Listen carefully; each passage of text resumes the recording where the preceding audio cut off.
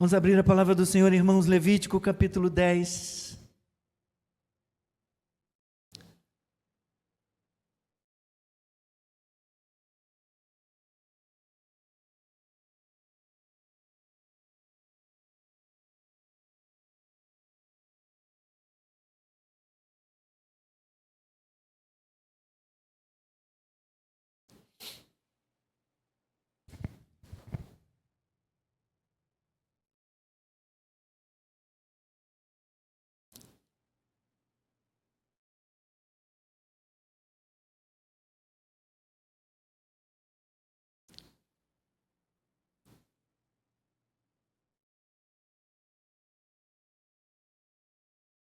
Nós vamos ler do versículo 1 ao 11 de Levítico 10.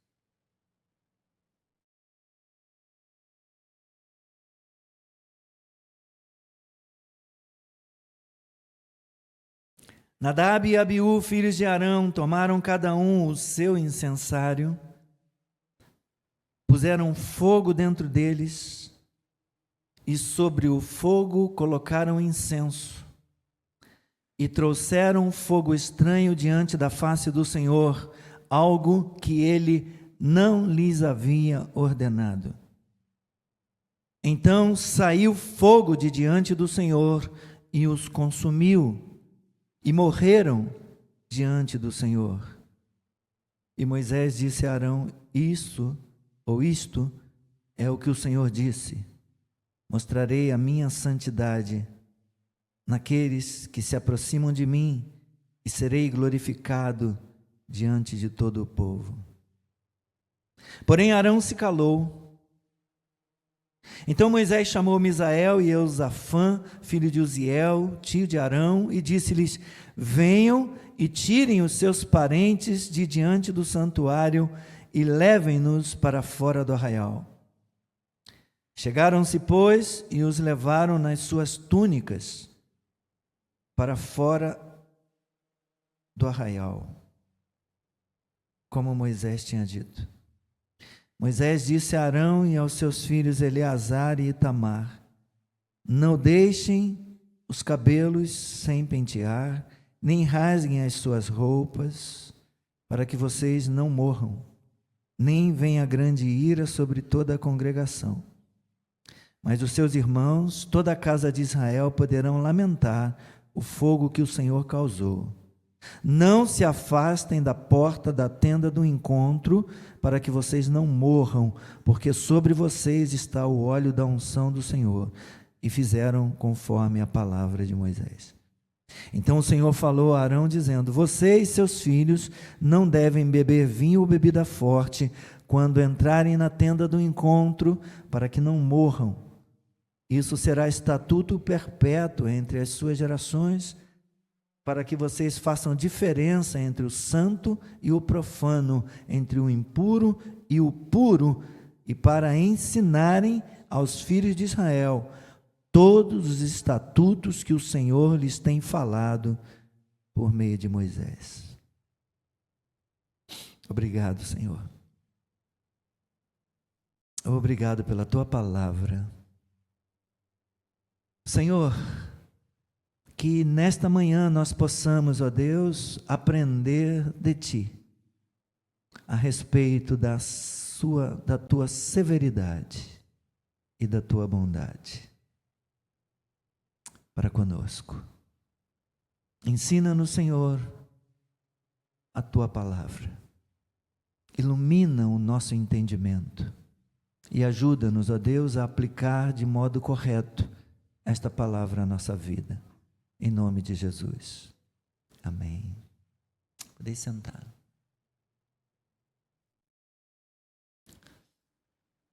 Dia 31 de outubro, próximo, nós comemoraremos 507 anos da Reforma Protestante. Há 7 anos eu tive a oportunidade de fazer uma viagem histórica importante demais na minha vida, talvez a mais marcante,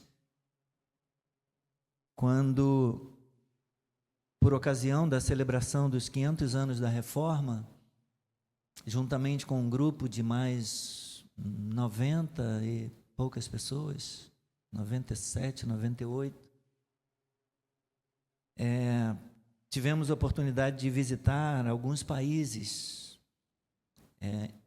que foram palco da Reforma Protestante, inclusive Wittenberg, a cidade onde Martinho Lutero afixou as 95 teses na porta da igreja do castelo, lá nesta cidade. Uma cidade universitária, até hoje, muitos jovens, muitos estudantes, e marco, um palco ali principal da reforma do século XVI, iniciada por Martinho Lutero.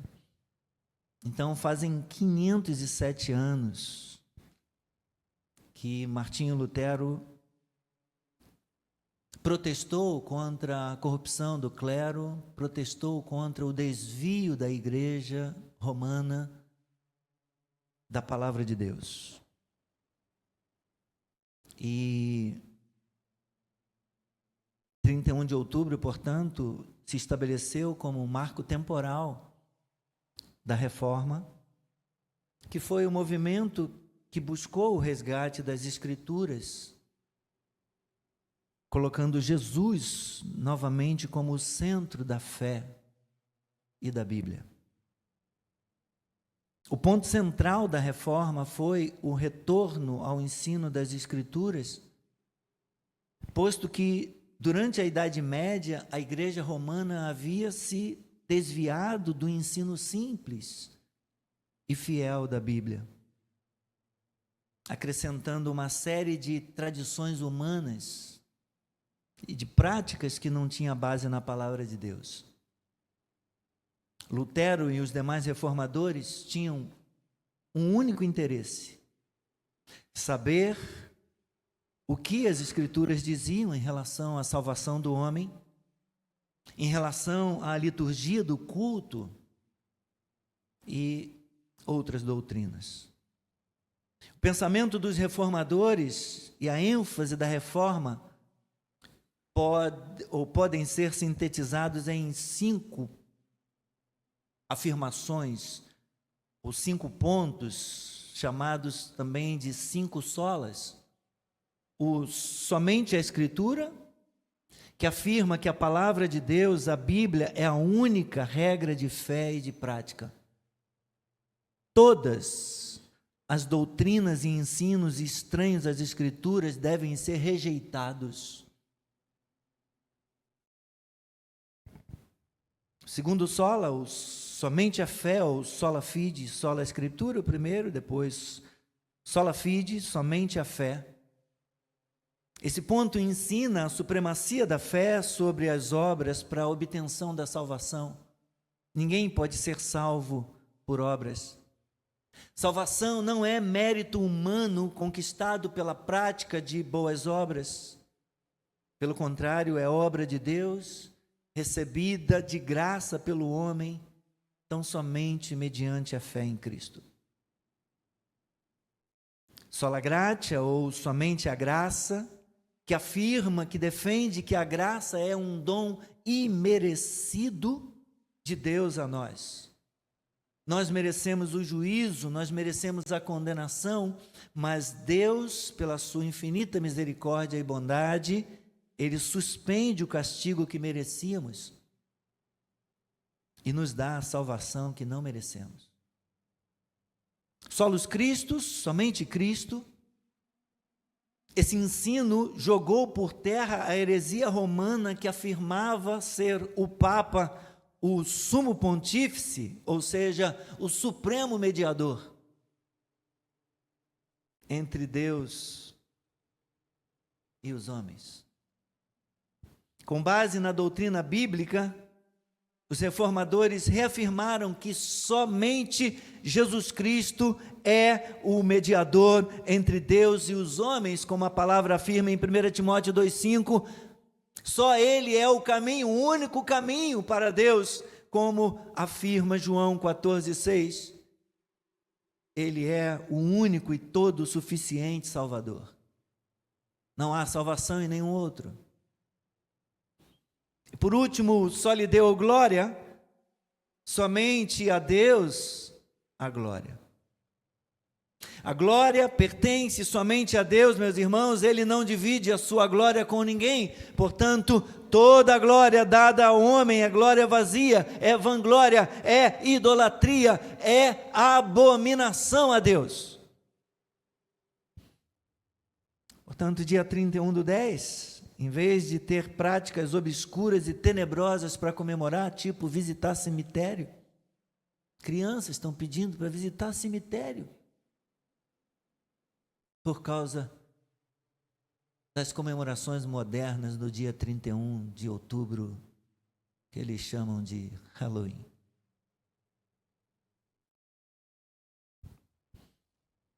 Em vez de práticas obscuras e tenebrosas para comemorar, nós devemos festejar, nós devemos nos alegrar por esse acontecimento tão importante para a igreja e para a fé cristã, não somente no Brasil, mas em todo o mundo. Quando lembramos da reforma protestante, meus irmãos, esse movimento de resgate da Escritura e de retorno ao Evangelho da cruz, que coloca Cristo no centro da fé e da vida da igreja, nós voltamos 507 anos na história. E quando lemos um texto como esse de Levítico 10, 1-11, na Escritura, nós retrocedemos ainda mais no tempo. Nós voltamos 2000 anos antes de Cristo e confirmamos o quanto a igreja romana se desviou da Escritura como a palavra de Deus. E temos a oportunidade de pensar se a igreja do nosso tempo não está fazendo a mesma coisa.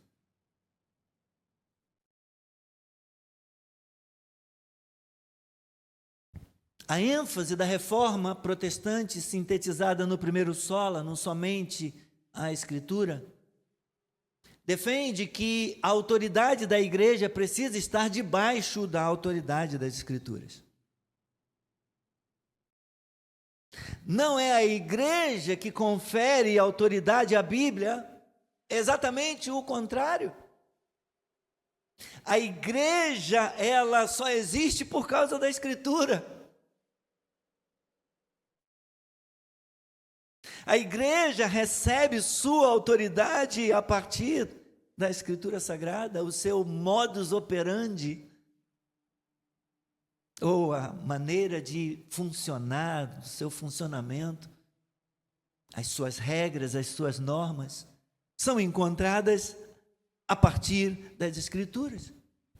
Nenhum dogma ou experiência podem ser aceitos se não tiverem base na palavra de Deus. Todas as doutrinas e ensinos estranhos às Escrituras, eu repito, devem ser rejeitados. Então, vamos olhar para o texto.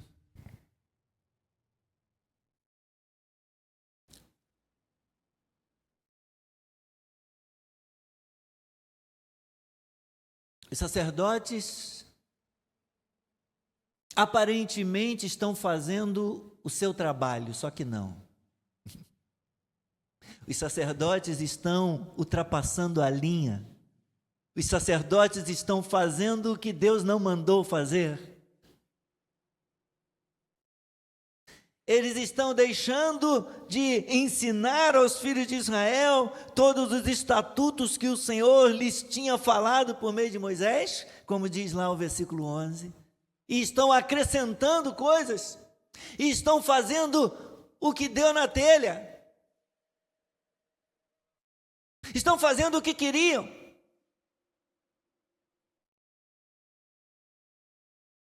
O escritor sagrado nos conta, meus irmãos, que Nadab e Abiú, filhos de Arão, sacerdotes, trouxeram um fogo estranho diante da face do Senhor. E o escritor, o narrador, ele acrescenta: fogo estranho diante da face do Senhor. O que ele completa? No versículo 1, algo que ele, Deus, não lhes havia ordenado. Ultrapassaram a linha.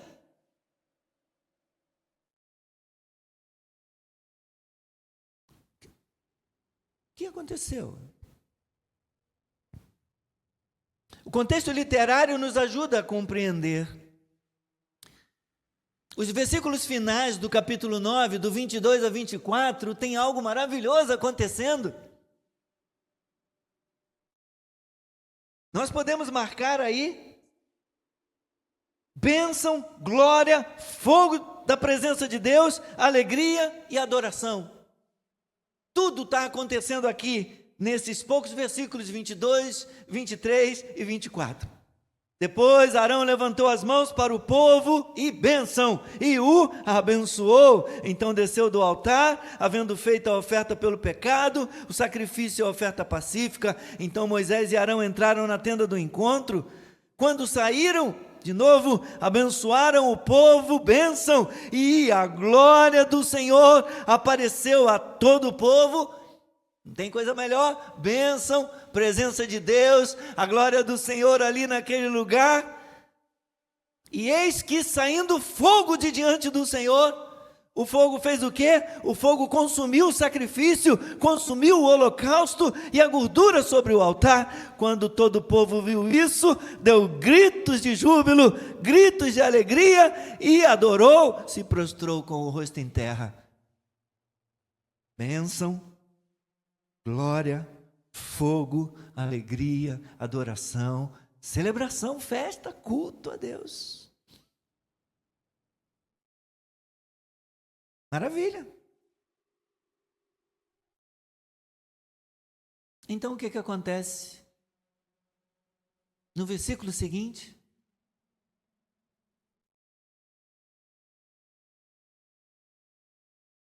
o capítulo 10 registra uma mudança radical, uma mudança abrupta,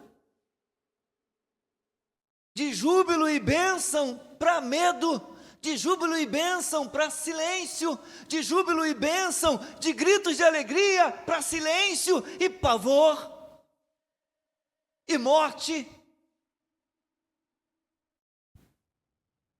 Ao longo dos capítulos anteriores, capítulos 8 e 9, o narrador vem repetindo que tudo ia acontecendo como o Senhor ordenou. Volta às páginas um pouquinho. Capítulo 8, versículo 13. Moisés fez chegar os filhos de Arão, vestiu-lhes as túnicas, cingiu-os com o cinto e atou-lhes os turbantes como o Senhor lhe havia ordenado. Versículo 17, Moisés os queimou sobre o altar, mas queimou o novilho com o seu couro, a sua carne e o seu excremento fora do arraial, como o Senhor havia ordenado. Versículo 21, e Moisés queimou todo o carneiro sobre o altar, era holocausto de aroma agradável, oferta queimada ao Senhor, como o Senhor havia ordenado a Moisés. Versículo 29, 28 em diante, Moisés tomou das mãos deles, o queimou no altar sobre o holocausto, era uma oferta da consagração por aroma agradável, oferta queimada ao Senhor. Moisés pegou o peito, moveu como oferta movida diante do Senhor, era a porção que cabia a Moisés do carneiro da consagração. Como isso foi feito? Como o Senhor lhe havia ordenado. Versículos 35 e 36. Vou ler do 34 em diante. Como se fez neste dia, assim o Senhor ordenou que se fizesse, em expiação por vocês. Fiquem, pois, à porta da tenda do encontro dia e noite, por 7 dias, e observem as prescrições do Senhor. Para quê? Para que não morram. Por quê? porque assim me foi ordenado, e Arão e seus filhos fizeram todas as coisas que o Senhor havia ordenado por meio de Moisés. Aí no capítulo 9, veja o 10, o que diz: mas queimou sobre o altar.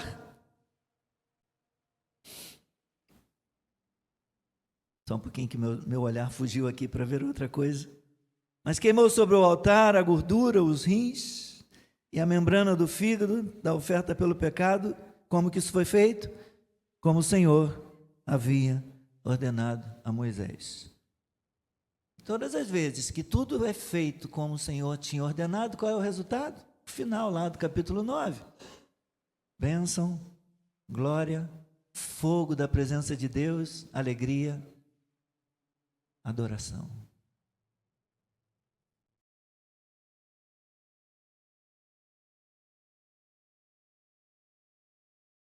O resultado de toda essa obediência e submissão à prescrição do Senhor, de submissão à palavra do Senhor, foi bênção, glória, fogo, alegria e adoração. Mas em Levítico 10, versículo 1, encontramos Nadab e Abiú repentinamente fazendo o oposto. Até então, tudo que Deus ordenara era feito, agora eles estão fazendo o que Deus não ordenara.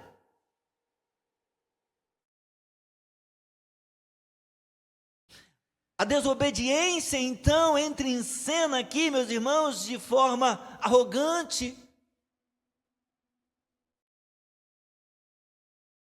Fogo estranho é a expressão que aparece sem explicação.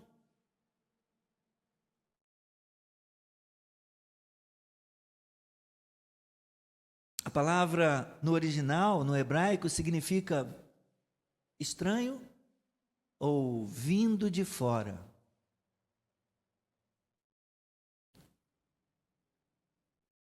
Considerando que em Levítico 16, 12, fala a respeito de onde deveria vir o fogo,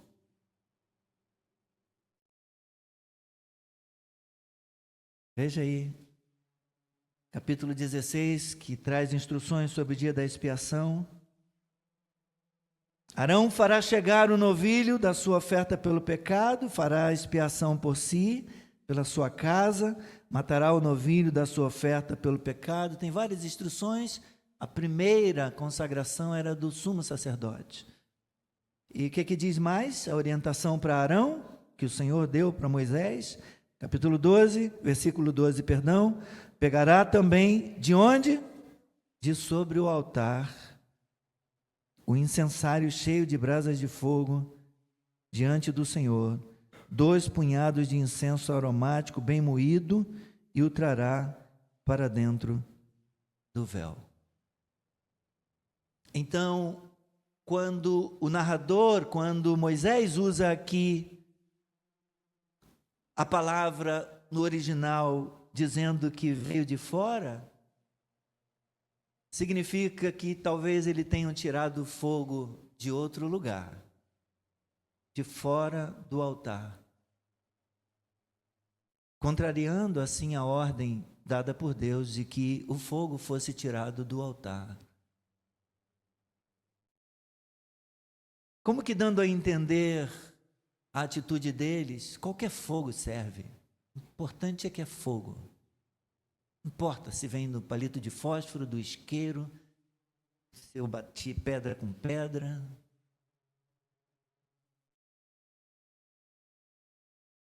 A verdade, meus irmãos, é que esse fogo que eles trouxeram não era um fogo santo, era um fogo impuro, ilícito, e portanto destoava de tudo o que fora feito até então de modo tão agradável a Deus, como o Senhor tinha ordenado até então.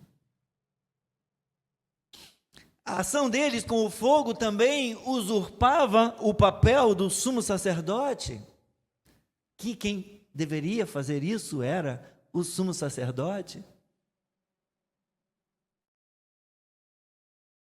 incluía então a atitude deles um certo atrevimento, ou talvez uma impaciência. Está demorando muito. Por que tem que esperar o sumo sacerdote?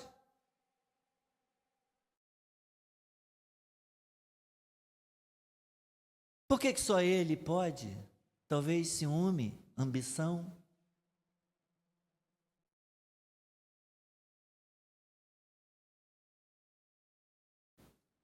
Meus irmãos, se Deus mandou, obedeça.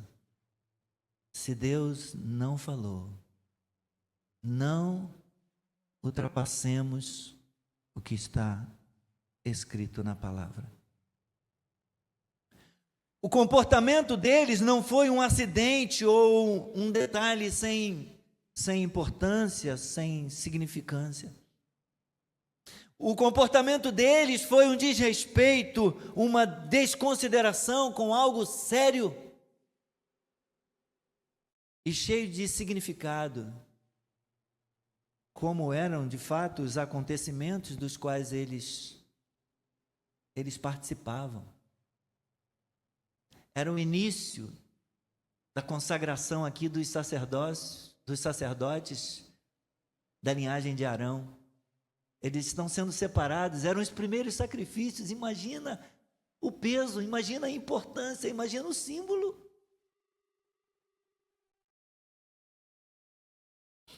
É como se um pastor de uma igreja cristã, ao celebrar a ceia, ele decidisse por sua própria conta acrescentar: eu estou achando que está faltando alguma coisa aqui nessa mesa.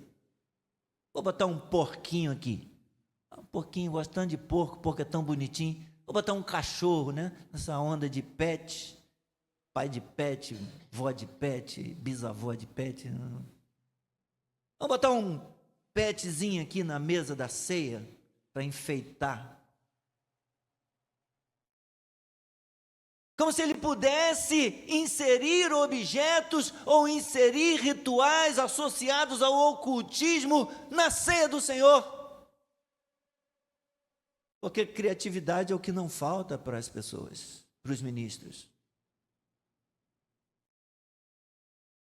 Então, meus irmãos, confrontando essa visão distorcida do culto verdadeiro, do culto agradável a Deus, esse texto de Levítico 10-11 apresenta uma realidade assombrosa.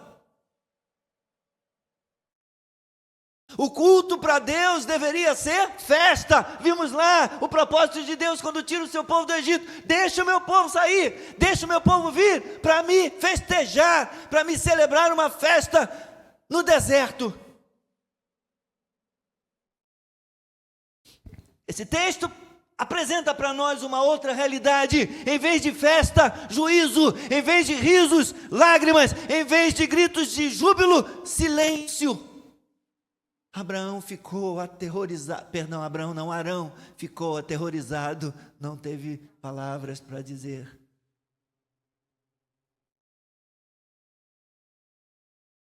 Em vez de aceitação de qualquer padrão para adoração, o que vemos é a ira de um Deus que requer seriedade e santidade e excelência quando o assunto é o seu nome. Quando o assunto é a sua palavra, quando o assunto é a sua adoração, quando o assunto é o seu povo. Essa palavra não é minha, a adoração não é minha, o povo não é meu, é tudo dele, é tudo de Deus, é tudo do Senhor. E os ministros, os sacerdotes deveriam temer e tremer diante desse Deus.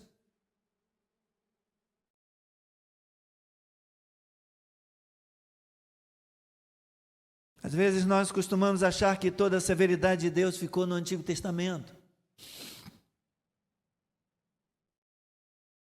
E toda a bondade de Deus está no Novo Testamento. Nós dizemos: a lei está lá, a graça está aqui. nos nossos dias. Mas esse não é um pensamento correto. Da mesma maneira que Nadab e Abiú foram consumidos, assim aconteceu com Ananias e Safira. Atos, capítulo 5, de 1 a 11. Que também tiveram uma atitude estranha no seu culto a Deus. Paulo escrevendo aos Romanos, meus irmãos, a respeito do futuro da nação de Israel. Em Romanos 11, 22, ele diz: considere, pois, a bondade e a severidade de Deus.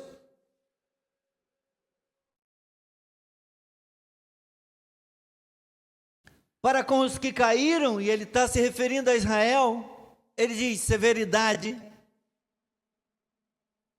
Mas para com você, gentio, para com vocês, salvos por Cristo, mediante a fé no Evangelho, a bondade de Deus. Seria maravilhoso se ele parasse aqui. Autenticaria, ele estaria assinando embaixo do nosso pensamento. Severidade para eles lá, bondade para nós aqui. Não, mas ele continua. Bondade de Deus para com vocês. Desde que, ele continua, versículo 22 de Romanos 11. Desde que você permaneça nessa bondade. Desde que você tenha consciência dessa bondade de Deus para com a sua vida. Desde que você leve a sério a obra de Cristo, a obra de Deus, para manifestar essa bondade na sua vida. Do contrário, ele continua, também você será cortado. Ou seja, você também conhecerá a severidade. Assim como Israel foi cortado. E depois ele vai mostrar para nós que, no entendimento dele, da mesma maneira que Deus cortou Israel e enxertou os gentios, ele pode futuramente enxertar os gentios de novo. Porque eles são ramos da oliveira. Eles já foram oliveira. É fácil para Deus enxertá-los de novo. Mas isso aí é outra mensagem.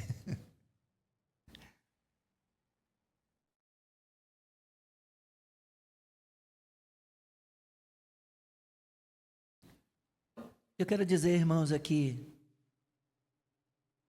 a gente não pode levar a vida cristã de qualquer maneira, na flauta. A gente não pode brincar com as coisas de Deus. A gente não pode brincar, porque de Deus não se zomba, com Deus não se brinca. Ter alegria, festejar, adorar a Deus é uma coisa. Zombar, brincar é outra, completamente diferente. A mensagem hoje ficou um pouco longa, eu vou precisar da sua paciência. Posso contar com a paciência de vocês? Olhando então para o texto, meus irmãos,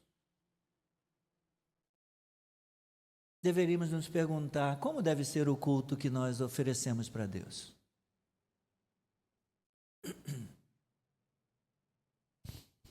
Olhando aqui, eu queria destacar que deve ser um culto com princípios. Há princípios. Tem princípios aqui que podem ser praticados na vida dos ministros, na vida dos mestres, dos pastores, daqueles que ensinam. O texto dizia lá que o sacerdote, os filhos de Arão, eles não deveriam beber vinho ou bebida forte quando entrassem na tenda do encontro, porque se eles fizessem isso, eles morreriam. Isso será estatuto perpétuo entre as suas gerações, para que vocês façam diferença entre aquilo que é santo e aquilo que é profano. Para citar um exemplo aqui. Como nós temos visto, meus irmãos, temos destacado, o contexto nos mostra um evento festivo em Israel.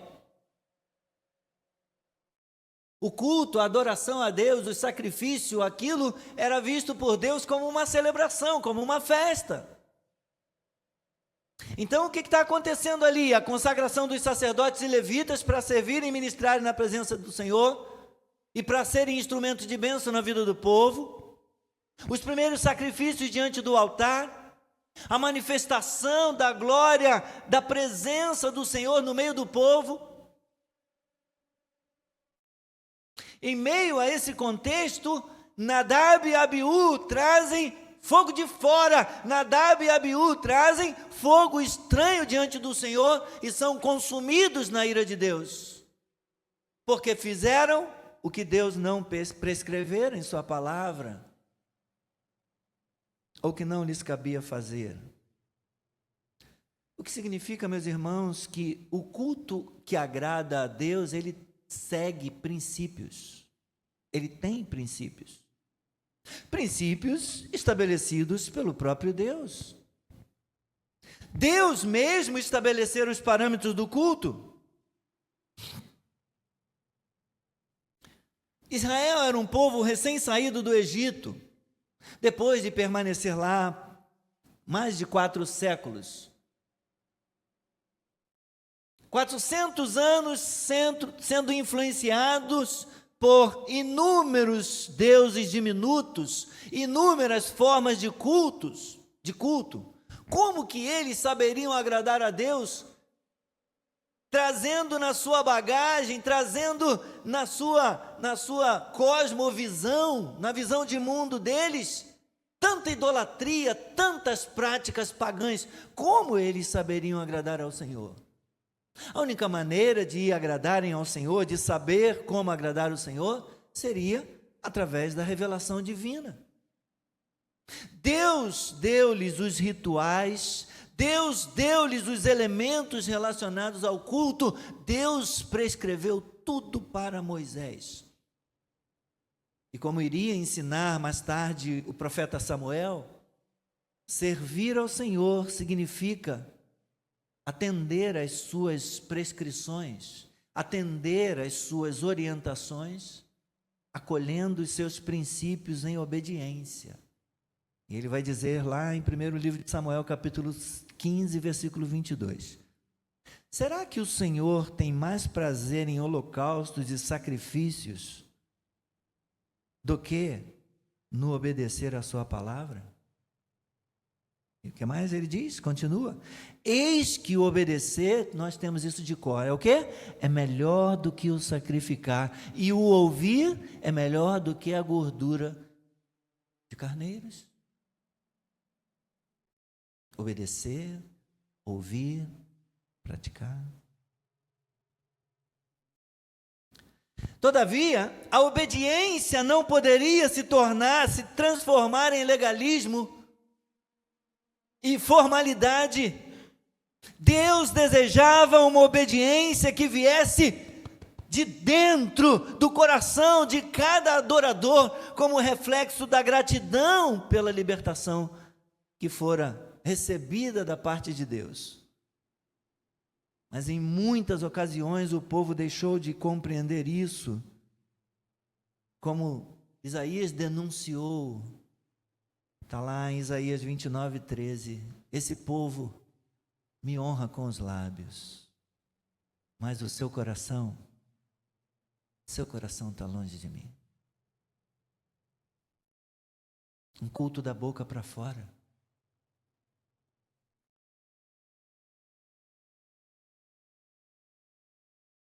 É muito fácil, meus irmãos, hoje, seguir regras humanas, muito mais fácil. Seguir regras humanas do que compreender e vivenciar os princípios apresentados por Deus na sua palavra. Então, o culto que agrada a Deus é um culto baseado em princípios. Princípios estabelecidos pelo próprio Deus. Princípios cristocêntricos. todos os elementos do culto no Antigo Testamento, que foram prescritos por Deus, todos eles apontam para uma só direção, apontam para uma só pessoa, eles apontam para a pessoa e para a obra de Jesus Cristo. O sacrifício expiatório, o sangue para a remissão dos pecados, as ofertas diante do altar, os pães da proposição, enfim, tudo absolutamente era protótipo de Cristo. Era sombra, um modelo, um protótipo de Cristo. Aqueles elementos anunciavam a obra de Cristo e apontavam para um culto possível somente nele, como confirma a carta aos Hebreus 15:13, que diz: por meio de Jesus Cristo, pois, nós também conhecemos, ofereçamos a Deus sempre o quê? Sacrifício de louvor, que é fruto de lábios que confessam o seu nome.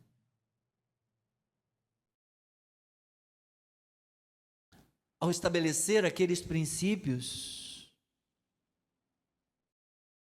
levíticos, Deus olhava para a obra que Cristo realizava na cruz. Mediante a sua obra, Jesus possibilitaria a nossa aproximação. Nós, pecadores, como Nadab e Abiú, nós, merecedores de sermos fulminados. Irmãos, eles foram fulminados na presença de Deus. É tão sutil que a gente não percebe. Mas o que restou deles serviu para ser carregado na túnica deles, como se a túnica fosse a mortalha em que eles foram colocados. Está aqui no capítulo 10. Versículo 5. O escritor foi sutil. Chegaram-se, pois, aqueles que foram determinados por Moisés, Misael e Eusafã. Chegaram-se, pois, e os levaram nas suas túnicas para fora do arraial. Como assim? A túnica é um negócio que a gente bota sobre o corpo. Como é que ele foi levado na túnica? E de uma hora para outra a túnica deu para carregar o corpo deles? Como se eles tivessem recebido um raio fulminante assim.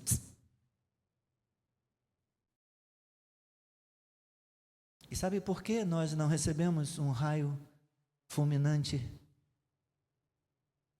que consumisse a nossa vida essa noite? Que consumisse a nossa vida antes de vir para esse lugar aqui? A graça de Jesus Cristo. A bondade e a misericórdia de Jesus Cristo, porque somos como Nadab e Abiú. Muitas vezes fazemos o que queremos. Muitas vezes trazemos fogo estranho diante do Senhor. Muitas vezes deixamos de fazer o que Ele prescreveu, o que Ele estabeleceu na Sua palavra. A única maneira, meus irmãos, a única razão de não sermos fulminados é graça, é por causa da obra de Jesus Cristo. Rapidamente, abre Hebreus capítulo 10.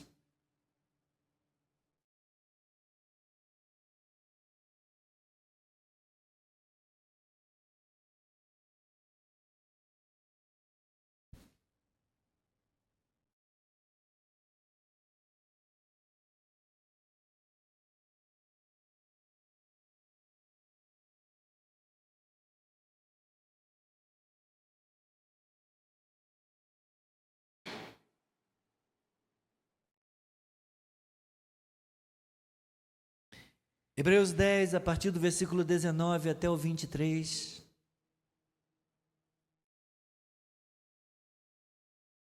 Portanto, meus irmãos,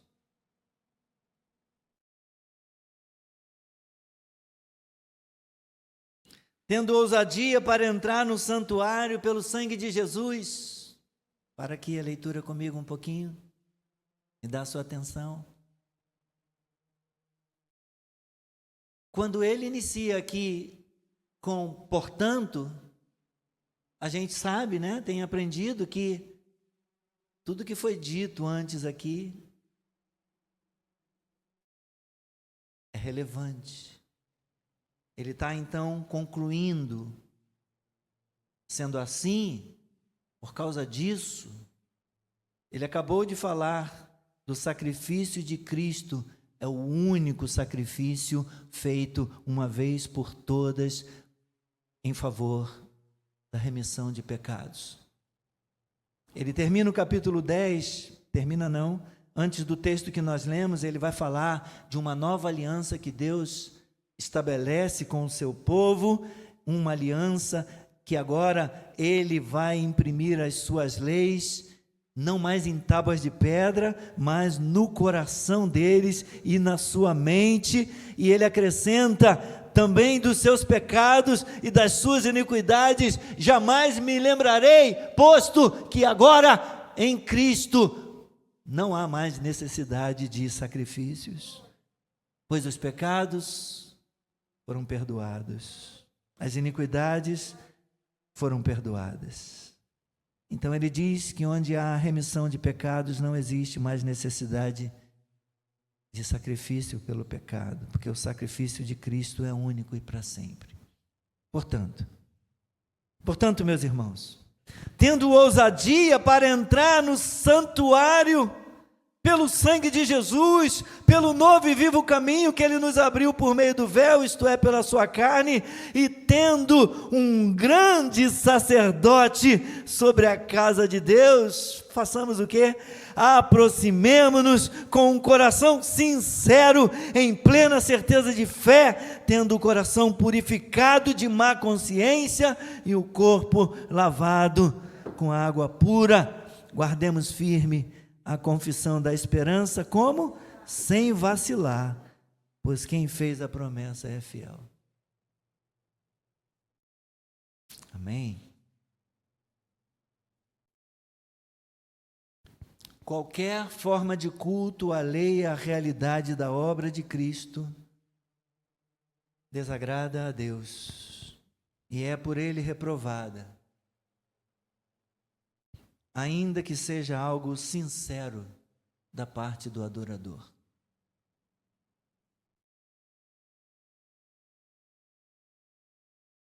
Uma pessoa pode estar fazendo algo com sinceridade, mas algo errado. Tem um livro, se não me falha a memória, do Martin Lloyd Jones, sincero, mas errado.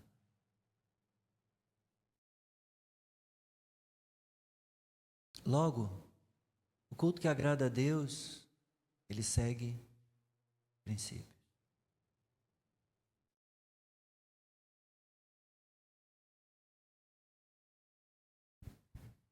Rapidamente, o culto que agrada a Deus é um culto vivo.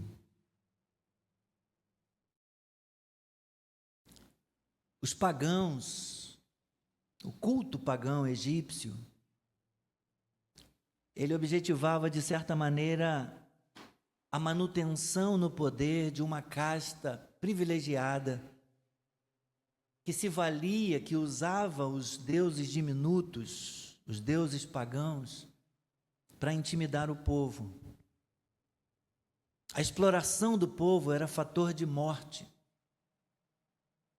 Portanto, o culto a Deus jamais poderia se condicionar a esses princípios de manipulação,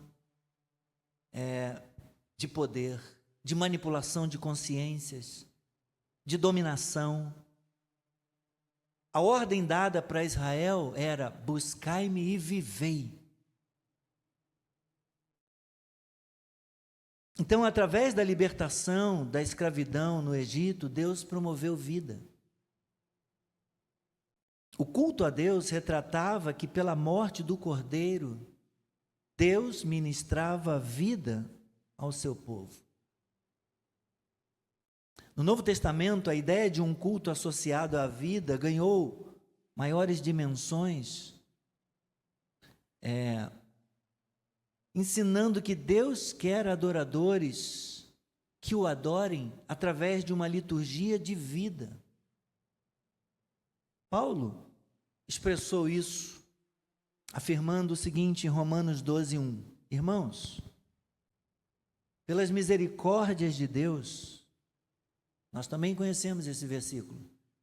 Eu rogo, algumas traduções dizem, né? Eu peço que vocês ofereçam, alguma tradução diz apresentem, ofereçam o seu corpo como um sacrifício vivo, santo e agradável a Deus.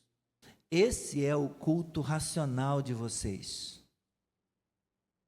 Da mesma maneira, se você observar na leitura, no texto bíblico, Paulo escreve isso depois de concluir com louvor e com bênção a obra de salvação do pecador realizada por Deus, que ele defende do capítulo 1 ao 11 de Romanos. Ele finaliza Romanos falando a profundidade da riqueza, tanto da sabedoria quanto do conhecimento de Deus. E aí ele vai terminar dizendo: porque dele, por meio dele e para ele são todas as coisas. Glória, pois, a ele eternamente.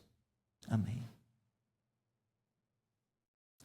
Para dizer, meus irmãos, que já não existem mais lugares especiais da habitação divina, no monte A, no monte B, em Jerusalém, no caminho X, no caminho Y, nessa catedral, naquela basílica, naquela capela.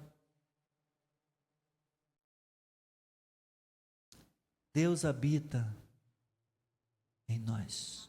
Deus habita na nossa vida. O apóstolo Paulo, escrevendo em Coríntios capítulo 6, 19 e 20, ele diz: será que vocês não sabem que o corpo de vocês é santuário do Espírito Santo que está em vocês e que vocês receberam de Deus e que vocês não pertencem a vocês mesmos, porque fostes comprados, vocês foram comprados por preço. Agora, pois, glorifiquem a Deus no corpo de vocês.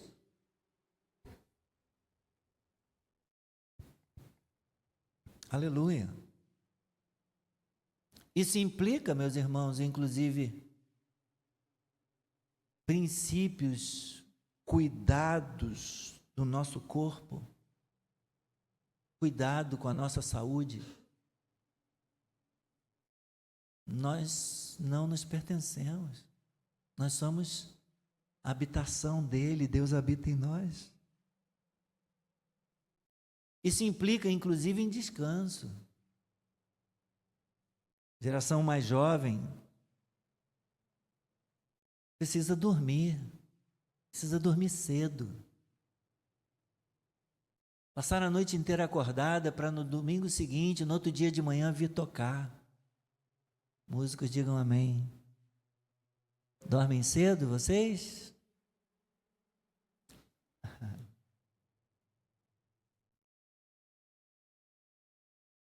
Uma boa noite de sono anterior ao domingo, anterior ao dia de culto, quando a gente vem para adorar o Senhor. Mas não é só para quem vem tocar, para quem vem cantar, para quem vem pregar, é para quem fica aí também, para não ficar dormindo, bocejando. Pastor dá sono, né? Ainda mais quando a mensagem é longa.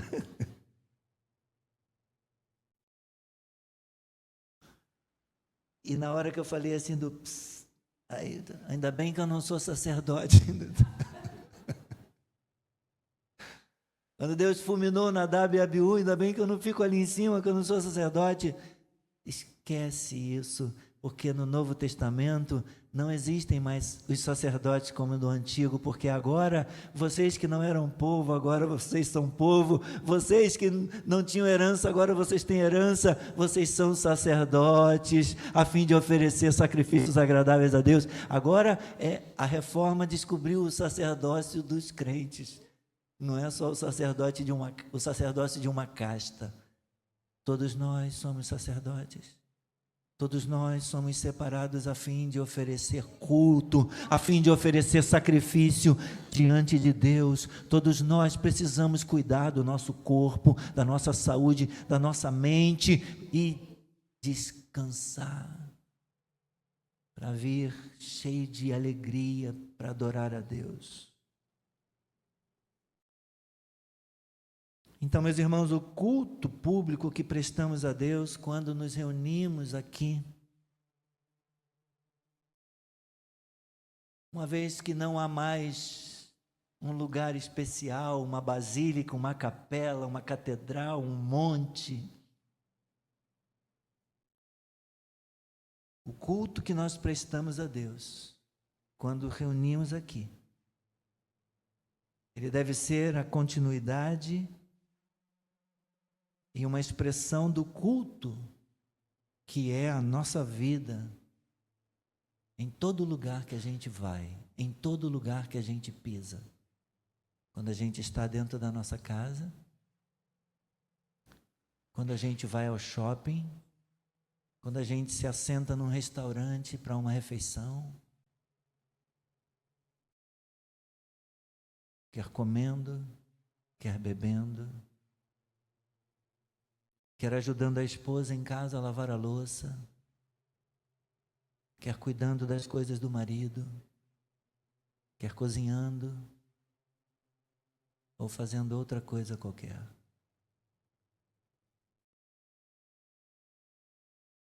Tudo deve ser feito como uma festa, em adoração a Ele, em todo lugar. Amém?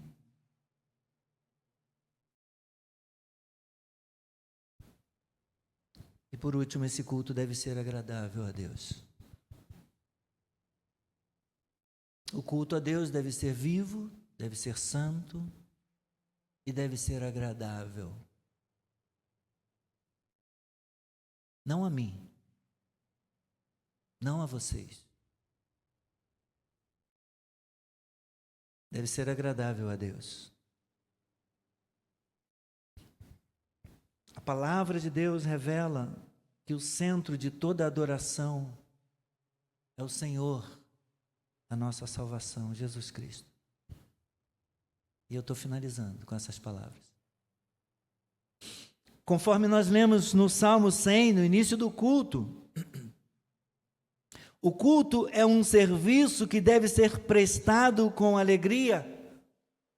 E essa alegria resulta no fato de sermos povo e rebanho do seu pastoreio, e ela é motivada pelos atributos revelados da parte de Deus para nós. Sua bondade, sua misericórdia e sua fidelidade é para Deus, e temos que agradar a Deus. Não estamos aqui para eu vender os meus livros. Eu não tenho livros. Tem um capítulo de um livro, talvez você ainda encontre. A gente escreveu, alguns pastores, escrevemos um livro voltado para a juventude, voltado para as gerações X, Y, Z. Tem um capítulo lá nesse livro, mas só isso. Graças a Deus eu não precisei ficar vendendo livro para ninguém. E não é nenhuma crítica a quem escreve, graças a Deus pelos escritores. Mas vocês não têm que me agradar comprando meus livros. Vocês não têm que me agradar comprando os CDs das mensagens.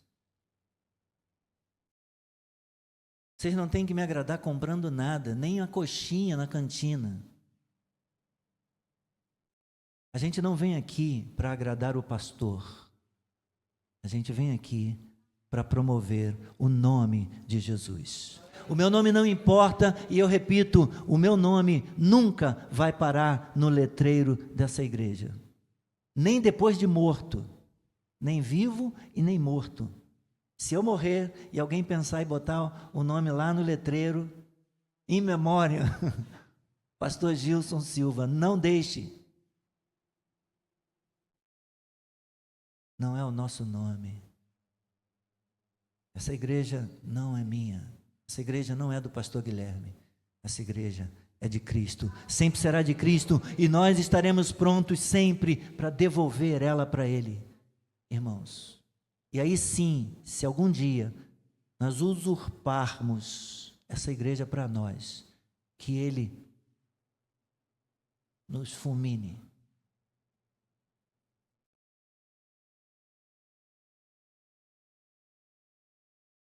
Vamos ficar de pé.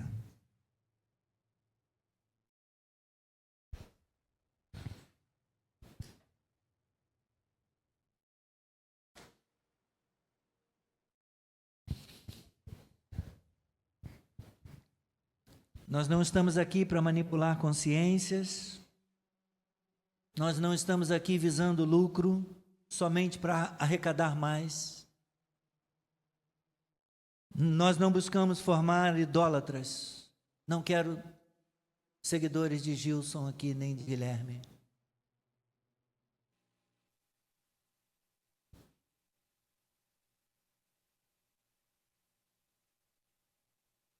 Não se prenda a crendices, porque isso não agrada a Deus, meus irmãos. Nós buscamos formar discípulos de Cristo, semeando esperança nos seus corações.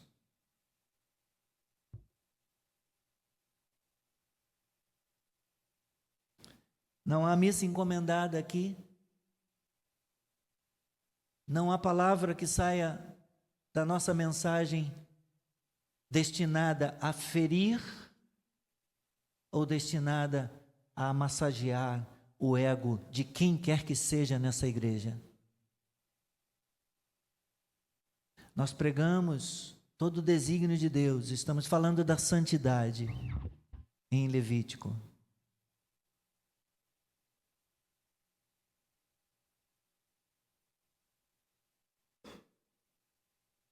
Você não vai ver músicas cantadas para agradar mais o adorador do que a Deus.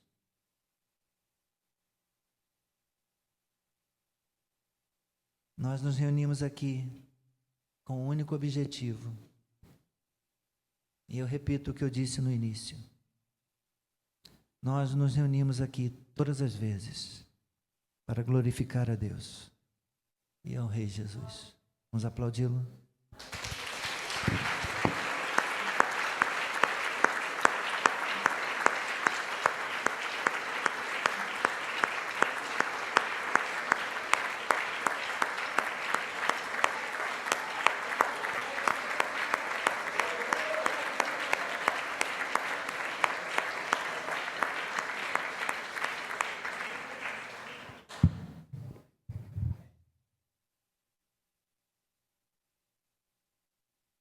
Bendito seja o nome do Senhor. Eu sei que eles subiram aqui pensando em tocar o quê? Se tu olhares? Então, eles vão tocar. Mas se você precisar sair, está liberado. Então, Senhor, muito obrigado pela severidade da tua palavra, pela seriedade com que recebemos esta palavra. E obrigado, Senhor, pela bondade, por nos mostrar o caminho, por nos mostrar Cristo e nos lembrar que nós só estamos aqui, que só não fomos consumidos na tua ira e não somos consumidos na tua ira por causa do teu Filho Jesus Cristo. Obrigado, Senhor. Todos os dias da nossa vida, lembre-nos disso, Senhor, para a tua glória. Amém. Amém. Glória a Deus.